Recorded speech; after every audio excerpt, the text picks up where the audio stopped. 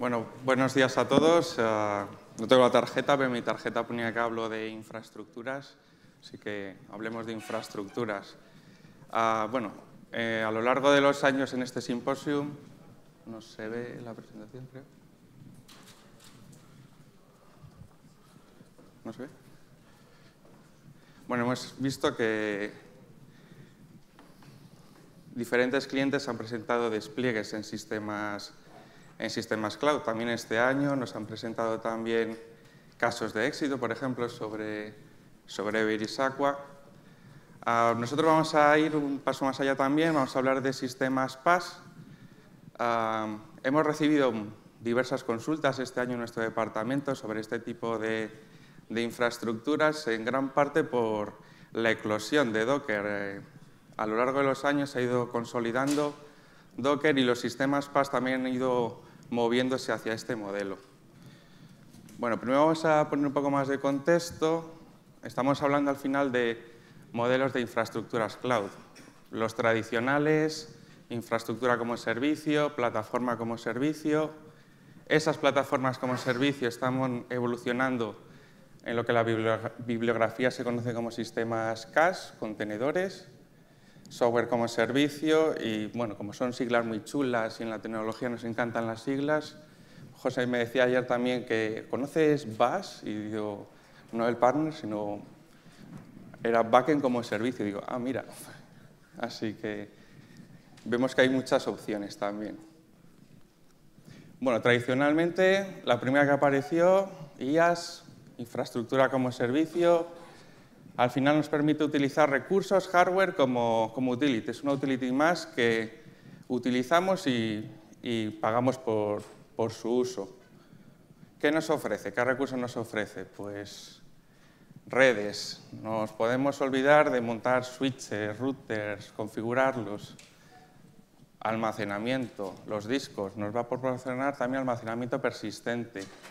El propio hierro, sobre el que se incluirá una capa de virtualización y finalmente también nos proporcionará un sistema operativo. Todo esto nos lo da ya nuestro proveedor de infraestructura como servicio. A partir de ahí ya montamos nosotros nuestra capa middleware y runtime, por ejemplo, Java y servidor de aplicaciones, y ya incorporamos library y sus datos, library como aplicación y los datos de los que hace uso el producto. ¿Opciones en el mercado? Pues hay muchas. Los big players, el mayor, pues Amazon Web Services o alternativas, Azure, OpenStack. ¿Y cuáles son las claves del éxito de un IaaS? El primero, por ejemplo, es self-service. Podemos provisionar estos recursos de una forma muy sencilla. A través de sus interfaces, API, web, podemos crear y disponer de estos recursos. Incorporan también capacidades de fábrica muy interesantes que nos van a facilitar la explotación de nuestro sistema. Por ejemplo, mantenimientos automáticos para los diferentes elementos, backups para los elementos que lo necesiten. Nos lo va a dar de fábrica estos proveedores. Y la característica más relevante, el autoescalado y la elasticidad, que ante picos de demandas, promociones, campañas, podamos adecuarnos al tráfico que puede requerir nuestra web.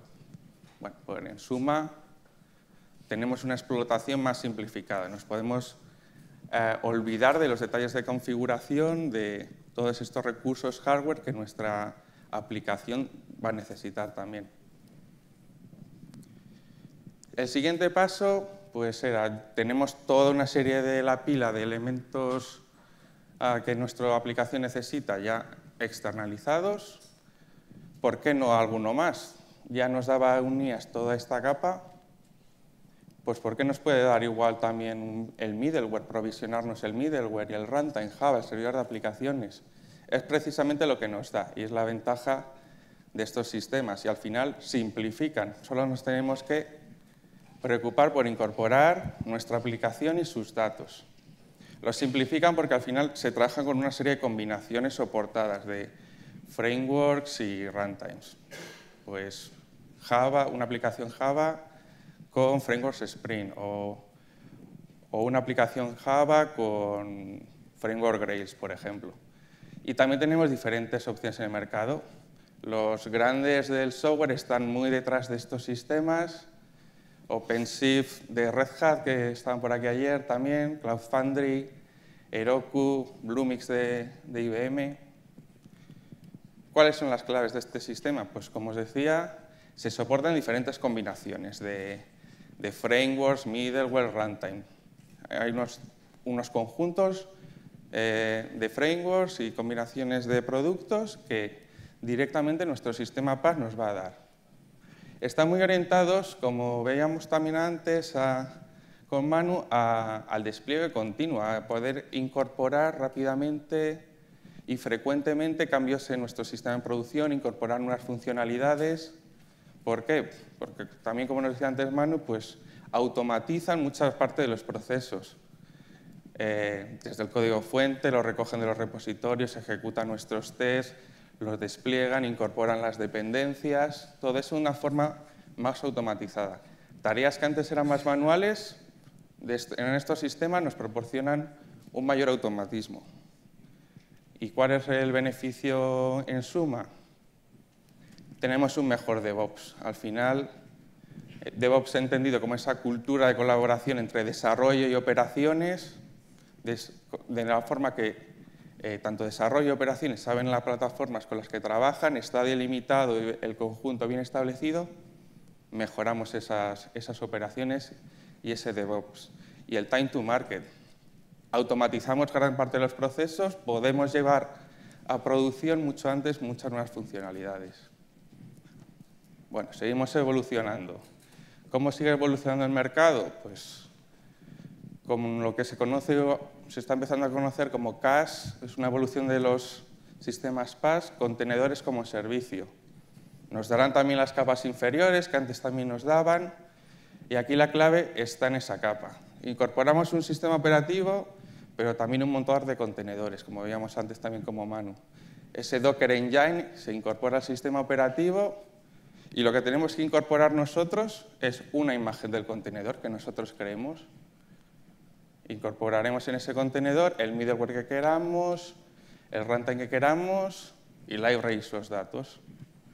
Las opciones que tenemos en el mercado pues son un poco las que teníamos antes. Los sistemas PaaS que había se están moviendo también en esta dirección. Ofrecían despliegue a través de build packs que se conocen, pero están evolucionando también a permitir despliegue a través de contenedores.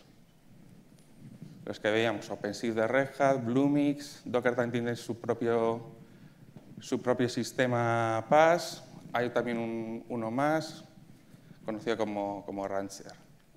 La clave de todo, los contenedores, la imagen.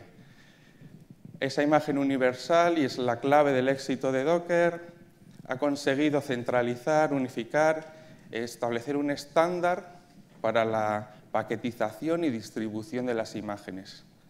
Los contenedores llevan existiendo en los sistemas Linux por mucho tiempo, pero está siendo la clave del éxito, por ejemplo, de Docker. Otra clave es que permite cualquier tipo de integración o framework en nuestra imagen. No está limitado a los conjuntos de frameworks que nos ofrecía un PaaS tradicional, sino que en nuestra imagen podemos incorporar lo que nosotros queramos. Y nos permite acompañarlos, utilizarlos en el ciclo de vida software completo de nuestro proyecto. Como veíamos antes también con Manu, en el momento de desarrollo podemos utilizar nuestros contenedores. Esas imágenes las podemos ir moviendo y promocionando entre entornos. Y en producción podemos también ejecutar nuestras imágenes sobre contenedores. En suma, todavía mejor DevOps y menos restrictivo que un sistema PaaS tradicional. Porque quede un poco más claro, en un despliegue en un sistema PaaS tradicional, a la hora de escalar tenemos nuestra aplicación. Para esa aplicación, si la queremos escalar, tenemos que darle ese build pack, ese conjunto de configuraciones por la que nos vamos a permitir desplegar la aplicación. En un despliegue en PaaS a través de contenedores no nos tenemos que preocupar de crear ese build pack, sino crear la imagen que queremos luego escalar. Bueno, todo esto son las infraestructuras posibles Y vamos a ver con José más en detalle a continuación qué tenemos que considerar si queremos llevar library a este tipo de plataformas. Primero, a modo de introducción, si tenemos dos imágenes, dos contenedores, dos máquinas virtuales, ¿qué necesitamos? Un requisito importante es que tiene que haber comunicación entre las dos imágenes, entre las dos máquinas virtuales. Tiene que haber esa comunicación y a partir de ahí, a partir de ahí nos tendremos que preocupar ya de cómo queremos almacenar nuestros datos o cómo sea la configuración que incorporemos a library. Los datos, pues tendremos diferentes opciones para la galería documental, la base de datos, y para library también tendremos que preocuparnos de alguna determinada configuración para que sea cloud friendly. Bueno, José lo detalla con más detalle ahora. Muy bien. Bueno, antes de hablar un poco de los contenedores y cómo las características de la comunicación en este tipo de plataformas, vamos a hablar un poco de la imagen. La imagen va a incorporar la aplicación y todo el runtime necesario para que ésta funcione. Todas las dependencias las voy a tener en la propia imagen. Es decir, vamos a tener que tener ese sistema operativo base, esa máquina virtual, el servidor de aplicaciones y todas las herramientas de terceros que integre o que vaya a utilizar dentro de mi aplicación. En el caso de library, pues bueno, por ejemplo, he puesto esas que se utilizan para el procesado de ficheros en la Document Library. Una vez que tenemos la imagen, lo único que tenemos que tener en cuenta cuando la vamos montando es que los productos que vaya instalando encajen dentro de la matriz de compatibilidad de la versión de library que quiero instalar. Por daros una serie de ideas que faciliten la creación de la imagen, no hay que ponerse a crear la imagen desde cero hasta el final en un solo paso. Conviene tener imágenes pequeñas, trabajar con imágenes pequeñas que yo pueda ir probando. Por ejemplo, partir de la imagen del sistema operativo base y los paquetes que necesite instalar en el sistema operativo para que todo funcione. Posteriormente ya podríamos meter Java y un library con su servidor de aplicaciones, por ejemplo, podría ser un bundle para instalarlo rápidamente. Y luego, en otro paso más, podría construir una imagen que aplicará una actualización, o un fixpack concreto, o un service pack, o un parche de soporte, por ejemplo. Y posteriormente podría desplegar todos mis desarrollos en otra nueva imagen. El tenerlo así separado en imágenes distintas me mejora el tiempo de construcción de cada imagen. Si incorporo en el último paso los datos o los desarrollos que más van a cambiar en la imagen, voy a aprovechar toda la caché de imágenes que tengo pregeneradas desde el primero de los pasos. Entonces, siempre yo he puesto este pipeline, pero sería el que más encaje dentro de vuestro proyecto. Además, cada imagen necesita de la configuración para que la imagen en sí funcione sola sin dependencia de las demás. Bueno, en este tipo de plataformas y contenedores la configuración suele ser bastante dinámica, sobre todo la de redes. Entonces, es una buena práctica que la configuración se almacene en el entorno. Cuando ejecuto un contenedor, normalmente las buenas prácticas dicen que toda la configuración debería residir como variables de entorno. Y debería ser, por ejemplo, el punto de entrada al contenedor, el proceso que ejecuta cuando se lanza el contenedor, el que recoja los valores de esas variables y me monte los ficheros de configuración que voy a necesitar para mi aplicación. Bueno, esos son unos cuantos que se utilizan en library, pues podrían ser para otros o para cualquier aplicación. Es un consejo a nivel general. Una vez tenemos las imágenes, ya estamos preparados para arrancar contenedores, pero no queremos tener contenedores separados. No queremos solo hacer pequeñas pruebas, sino desplegarlo en un PaaS y que sea elástico me va a permitir escalar fácilmente la aplicación. Y queremos que todos los contenedores se vean como una sola aplicación. Para ello, library utiliza JGroups. Y JGroups, el único requisito que tiene es que haya conectividad entre todos los contenedores, que a nivel de redes un contenedor pueda acceder a otro de alguna forma. Es el único requisito.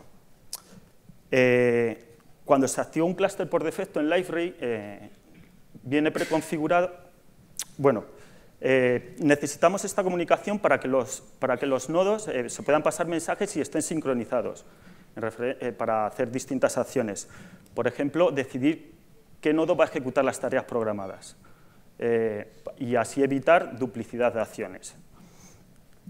O, por ejemplo, para actualizar los datos que a nivel de caché se actualizan en un nodo, actualizarlos en el resto de los nodos y evitar así que pueda estar trabajando en un momento dado con datos desactualizados, que podría dar problemas mayores.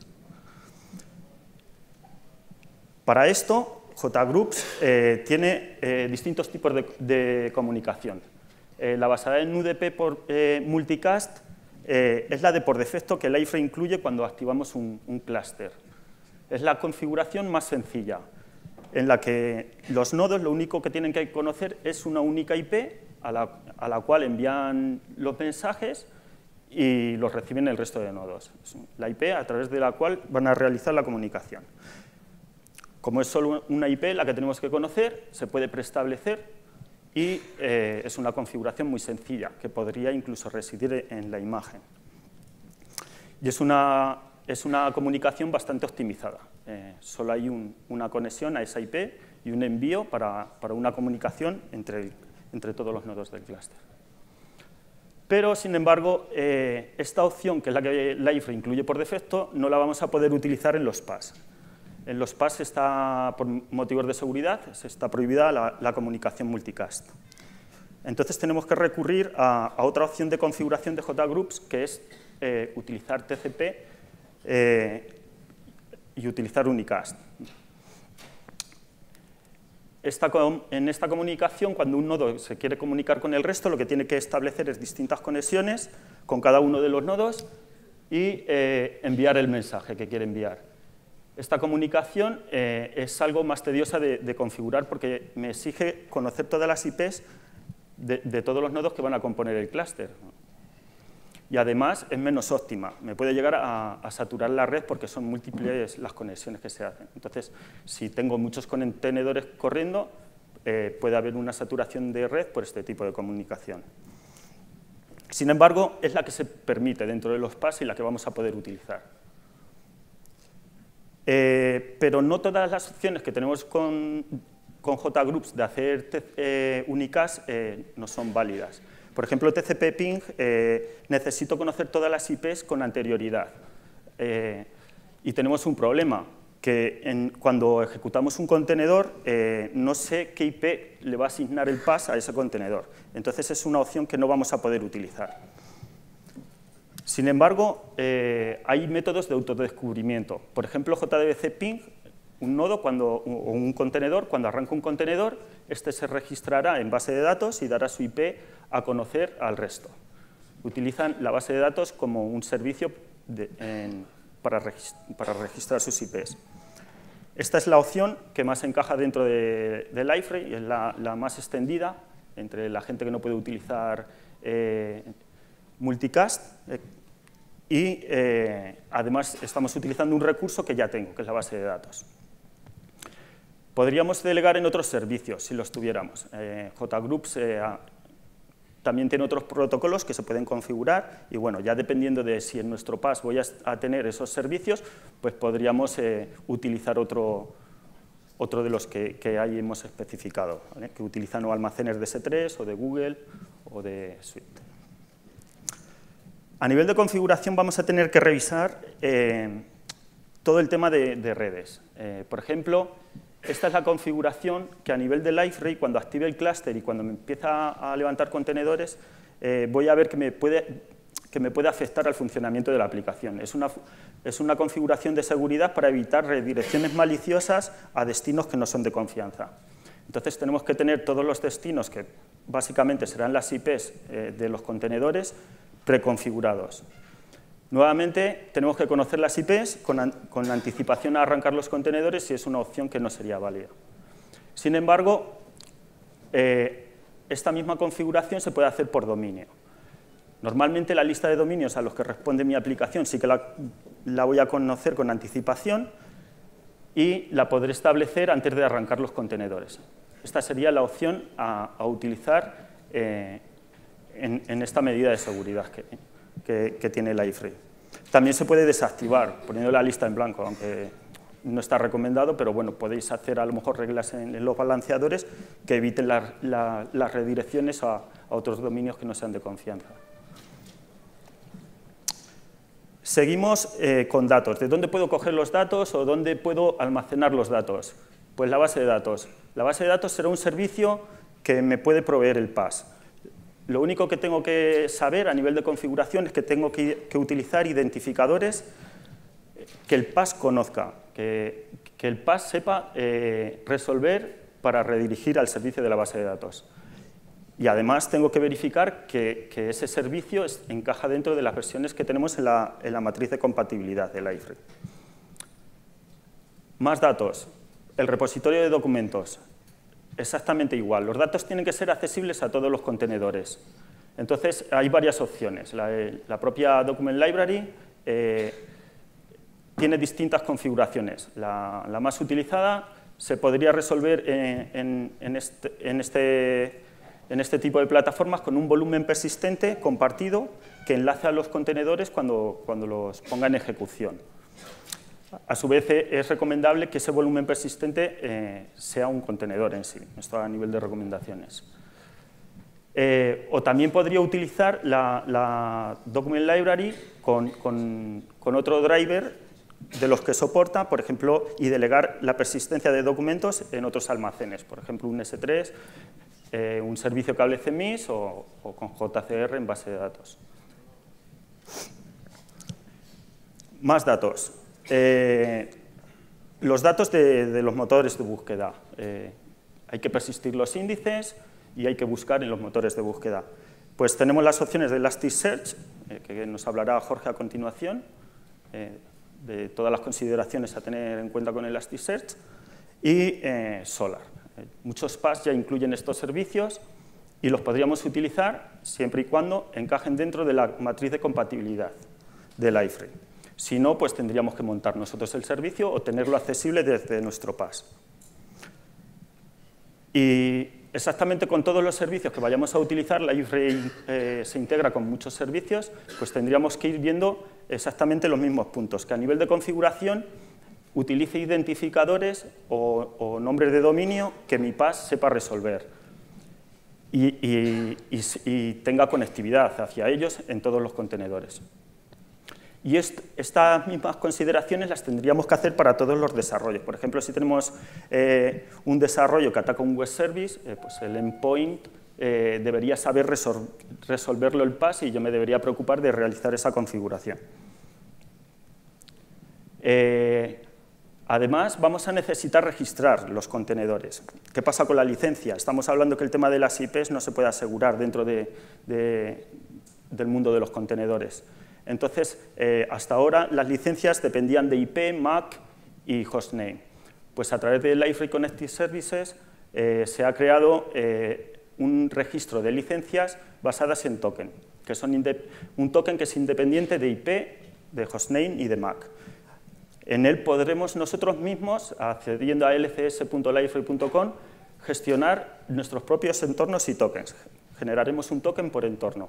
Y además tendremos dos posibilidades: o contratar las licencias de forma limitada, por ejemplo, tener un máximo de 5 licencias y repartirlas entre mis entornos, o tener licencias elásticas, donde no se define el máximo y al final solo se pagaría por el uso que se hace por los contenedores que se levantan al final.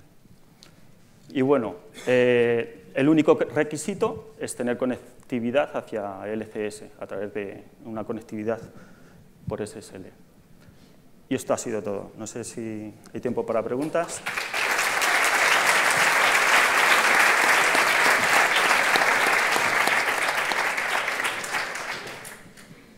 ¿Alguien tiene alguna pregunta?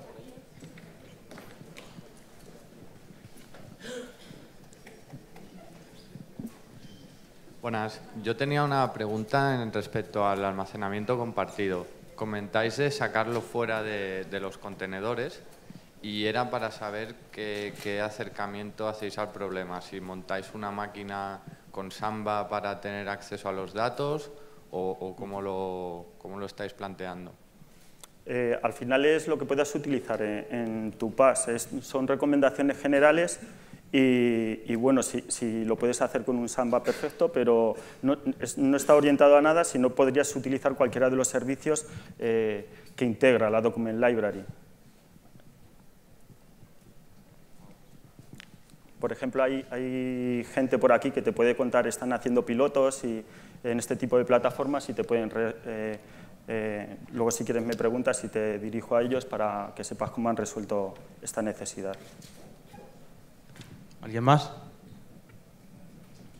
No. Pues nada. Descanso. Muy bien.